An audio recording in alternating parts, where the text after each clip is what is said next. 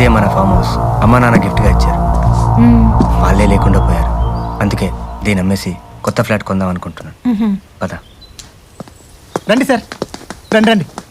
Madam గారా? ఏంటి sir పప్పన్నం పెట్టకుండానే పెళ్లి చేసేసుకున్నారు? సడన్గా జరిగిపోయింది తాతారావు. త్రిపుర, నేను చెప్పానే తాతారావు అని మన ఫామ్ హౌస్ అమ్మడానికి చాలా రోజుల నుంచి ట్రై చేస్తున్నాడు. నమస్తే మేడం. నమస్తే అండి. రేపు ఇంటికి భోజనానికి రండి. పప్పన్నం కాదు, బిర్యానీ తినేళ్ళరు కానీ.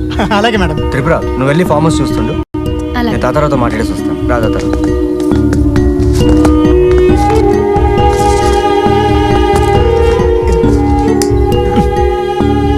మంది ఇంకా మానలేదా?